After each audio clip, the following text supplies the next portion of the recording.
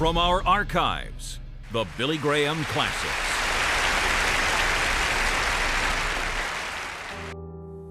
मेरा मैसेज आज बहुत ही संक्षेप होने वाला है और वचन से हम पढ़ेंगे लूका अध्याय 23 और वचन शुरू करेंगे हम 42 से। मुझे याद करना जब तू अपने राज्य में आए। और प्रभु यीशु ने से कहा कि मैं तुझसे सच कहता हूं कि आज ही तू मेरे साथ स्वर्ग लोक में होगा। सबसे बड़ी और सबसे ऐतिहासिक घटना जो पूरे इतिहास में घटी है वो है जब प्रभु यीशु को उस क्रूस के ऊपर कुर्बान किया गया। और जब मसीह क्रूस पर कुर्बान हुआ तो बिजली चमकी, आसमान भी रोया, चारों तरफ अंधेरा हो गया। जब उसके हाथों में कील ठोके गए हैं, जब उसके बदन में वो भाला लगाया गया और जब उसके पैरों में कील ठोके गए, और प्रभु यीशु आसमान और पृथ्वी के बीच में लटका हुआ है और वह हमारे कष्ट को झेल रहा है। और सिपाहियों ने उसे जेल से बाहर निकाला और एक शाही वस्त्र उसे पहना दिया और 2-3 बार उसे पीटा गया है। और फिर उन्होंने 2 और अपराधियों को उसके साथ लिया है, ये 2 जो उसके साथ क्रूस के ऊपर लटकने वाले थे। और फिर वह उसे यरूशलेम के बीचों बीच लेकर गए और फिर इनके साथ एक तख्ती, एक बोर्ड लगाया जाता था जिससे यह मालूम होता था कि ये लोग जो क्रूस को उठाए हुए हैं इनका अपराध क्या है। और फिर प्रभु यीशु फिसलते हैं और गिरते हैं क्योंकि खून बह जाने के कारण वह कमजोर हो चुके थे। और सिपाहियों ने एक अफ्रीकन को मजबूर किया कि वह उसकी क्रूस को उठाए। और जब तक यह मनुष्य का इतिहास रहेगा हम हमेशा इस बात को याद रखेंगे कि यह एक अफ्रीकन था जिसने मदद की थी प्रभु यीशु की क्रूस उठाने में। बहुत से आज लोग हैं जो ये कहते हैं कि क्रिश्चियनिटी अंग्रेजों का धर्म है। इस बात पर विश्वास ना करें। वह सब जो प्रभु यीशु के ऊपर विश्वास करते हैं वह उन सब लोगों का है। वह धरती के उस कोने से आया जो जुड़ा हुआ था एशिया के साथ, अफ्रीका के साथ और यूरोप के साथ। अफ्रीका के लोगों का भी यीशु उतना ही है जितना वह यूरोप के लोगों का है, और यूरोप के लोगों का भी उतना ही यीशु है जितना वह एशिया के लोगों का है।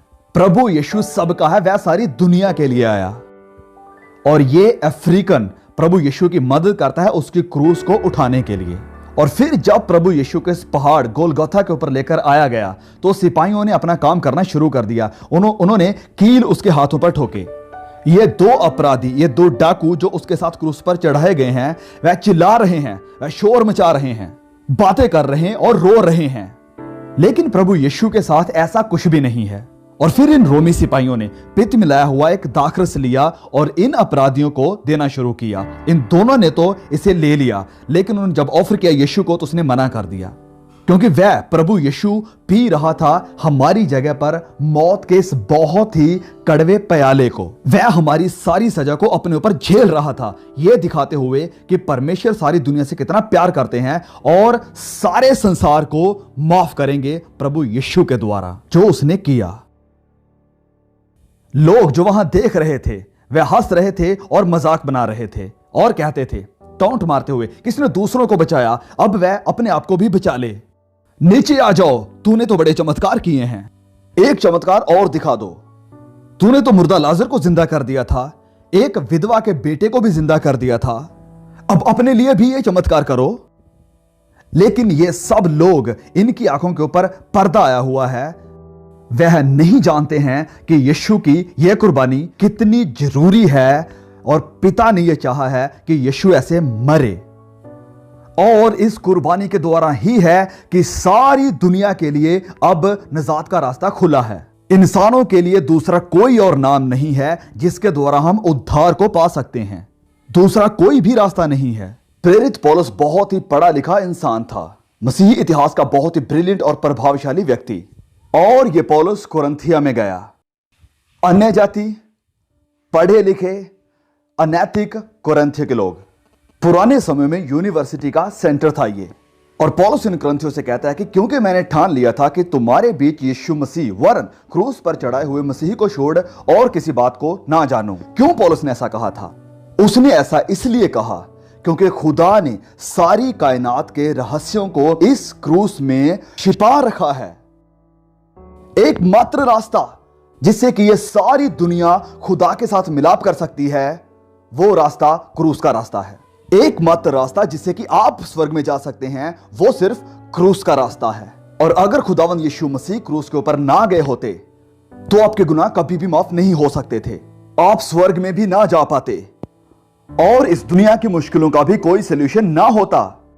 सिर्फ क्रूस के रास्ते के द्वारा ही हम पिता परमेश्वर के साथ मिलाप कर सकते हैं दोबारा।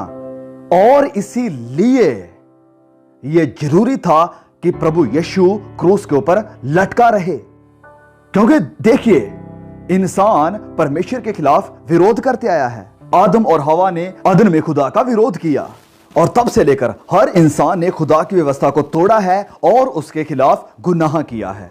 और इसकी वजह से इंसान और खुदा के बीच में जुदाई है। और इंसान का खुदा के साथ जुड़ने के लिए एक ही रास्ता है और वो है प्रभु यीशु के द्वारा। इंसान ने खुदा की व्यवस्था को तोड़ा और वह मौत के लायक है, वह सजा का हकदार था, वह नरक का हकदार था। लेकिन खुदा ने कहा नहीं, मैं अपने बेटे को भेजूंगा और वह आपकी सजा को, वह आपकी मौत को, वह आपकी नरक को अपने ऊपर लेगा और आपके हिस्से की मौत वह मरेगा।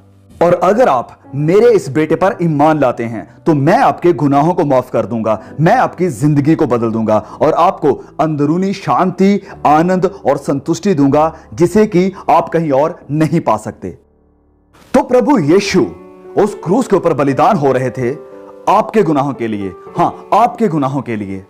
कुछ लोग ये कहते हैं कि आप अपने मैसेज को रेलेवेंट यानी प्रासंगिक क्यों नहीं बनाते हैं। तो सबसे ज्यादा रेलेवेंट मैसेज आपके लिए आज ये है कि प्रभु यीशु आपके लिए मरा, वह आपकी जगह पर मरा, उसने अपना लहू बहा दिया आपके लिए। और बिना इस अनुभव के कोई भी स्वर्ग में नहीं जा सकता है। हां, प्रभु यीशु क्रूस के ऊपर कुर्बान हुए और लोग उसके ऊपर हंसे और उसका मजाक भी बनाया। और दो लोग जो इस यीशु के विषय में बातें कर रहे थे और उसे करीब से देख रहे थे, वह ये दो अपराधी थे जो यीशु के साथ मर रहे थे क्रूस के ऊपर। और इनमें से एक उसका मजाक बना रहा था और इनमें से एक अजीब तरीके से शांत था।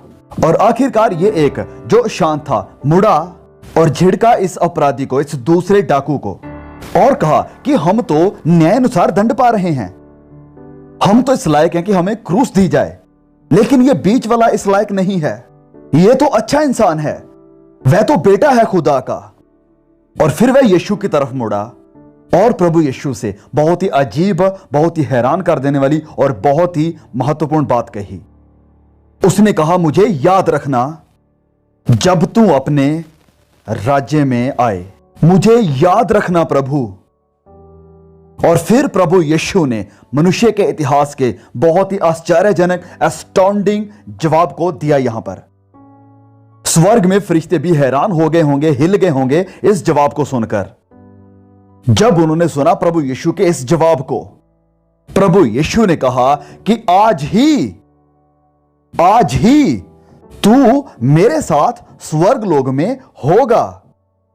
सोचिए जरा, यहां पर एक पापी है, एक हत्यारा जिसने अपनी जिंदगी में बहुत सारे गुनाह किए हैं और मर रहा है, यीशु की तरफ मुड़ता है जब मौत के मुंह में है और कहता है कि प्रभु मुझे याद करना।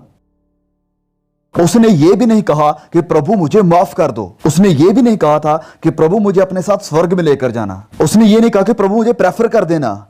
वो बस कहता है कि प्रभु मुझे याद करना। और प्रभु यीशु का जवाब बहुत ही जल्द था।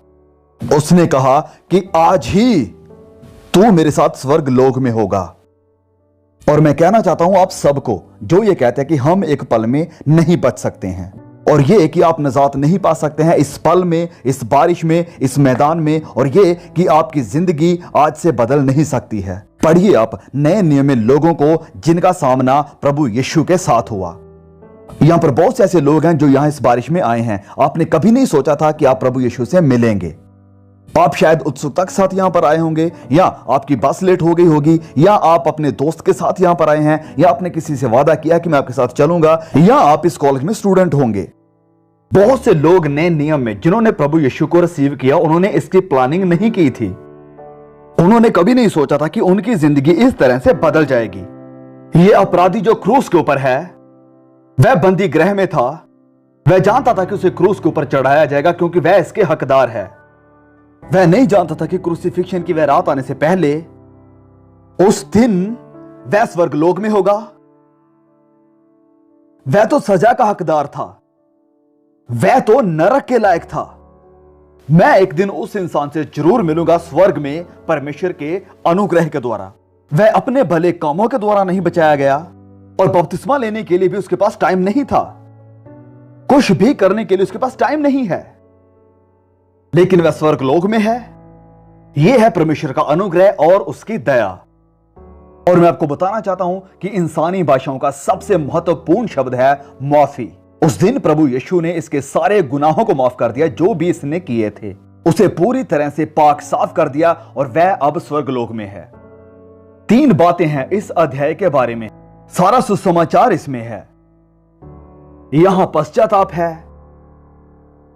पूरी बाइबल में मौत के समय किया गया यह पश्चाताप है। मैं नहीं जानता कि क्यों इस इंसान ने प्रभु यीशु से यह सवाल किया या यह बात कही।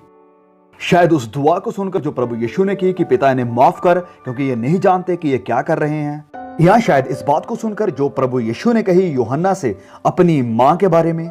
मैं नहीं जानता कि यह बात क्या थी या क्या है, लेकिन मैं ये जानता हूं कि पवित्र आत्मा ने इसे इस्तेमाल किया इस इंसान को कन्विक्ट, इसे कायल करने के लिए, ताकि वह पश्चाताप करे। और उसने इस बात को कबूल किया कि वह गुनहगार है और उसने अपने गुनाहों से पश्चाताप किया और यह जाना कि उसे प्रभु यीशु की जरूरत है और उसी वक्त उसका उद्धार हुआ। मैं कल्पना कर सकता हूं कि वह दूसरा अपराधी सोचता होगा कि क्या तू प्रचारक बन चुका है?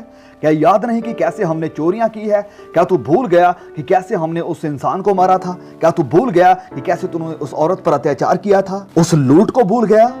तुझे लगता है कि खुदा तुझे माफ कर देगा? अब तू प्रचारक बन गया है, तुझे माफी नहीं मिलेगी। मैं नहीं जानता कि आपका गुनाह क्या है। मैं नहीं जानता कि गुनाह में आप कितना डूबे हुए हैं या आपने क्या किया है, लेकिन परमेश्वर आपको माफ कर सकते हैं। खुदा आपको धो सकते हैं।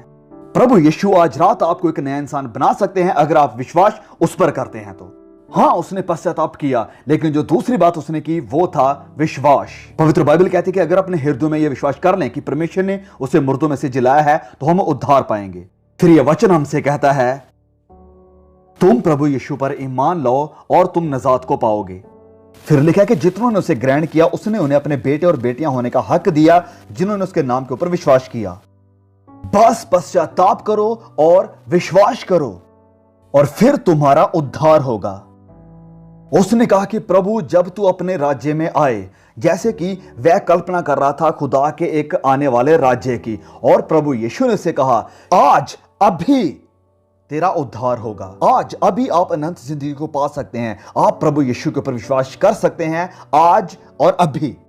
उस डाकू ने किया और उसी दिन वह स्वर्गलोक में गया। प्रिय भाइयों और बहनों, क्योंकि प्रभु यीशु कुर्बान हुआ, क्योंकि वह मुर्दों में से जी उठा, क्योंकि जो उसने किया, खुदा अब मेरे गुनाहों को याद नहीं रखेगा। मैंने बहुत से गुनाह किए हैं अपनी जिंदगी में, और अगर मैंने सिर्फ एक ही गुनाह किया होता अपनी सारी जिंदगी में, तो यह काफी है कि मैं न्याय के सिंहासन के सामने जाऊं और सदा की सजा पाऊं। क्योंकि अगर मैं सारी व्यवस्था को मानकर एक में भी चूक जाऊं तो मैं सारी व्यवस्था का दोषी हूं। लेकिन परमेश्वर मेरे गुनाहों का लेखा नहीं करता है। उसने माफ कर दिया है वह सारे गुनाह जो मैंने किए थे। उसने मेरे सारे गुनाहों को भुला दिया है। वह अकेला ही है सारी कायनात में जो गुनाहों की माफी दे सकता है। गुनाहों की माफी उसी के पास है। क्या आपने गुनाहों से माफी पाई है? क्या आपने अपने गुनाहों को प्रभु यीशु के कदमों में लाकर रख दिया है? क्या रात है अपनी जिंदगी यीशु को देने के लिए? ऐसा समय शायद आपके पास फिर कभी ना आए। पवित्र वचन में लिखा है नीति वचन 28:14 में कि जो अपना मन कठोर कर लेता है वह विपत्ति में पड़ता है। अब 2 घंटे से यहां इस बारिश में बैठे हुए हैं।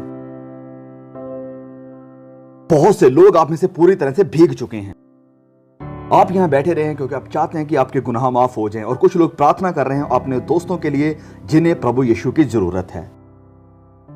और ये पल, ये घड़ी आपके लिए है जो कि शायद फिर कभी ना आए। और मैं आपसे कहने जा रहा हूं कि आप वो करें जो मैंने देखा है लोगों को लंदन में करते हुए। जो कि मैंने देखा है अलग अलग देशों में, अलग अलग जगहों में लोगों को करते हुए मैसेज के बाद। मैं आप सभी से कहता हूं, जो भी यहां पर बैठे हुए कि खड़े हो जाएं अपनी जगह पर अभी। आइए यहां सामने इस बारिश के चलते हुए, और यहां आते हुए आप ये कहिए कि मैं चाहता हूं कि प्रभु यीशु मेरी जिंदगी में आ जाएं और मेरे सारे गुनाह माफ हो जाएं।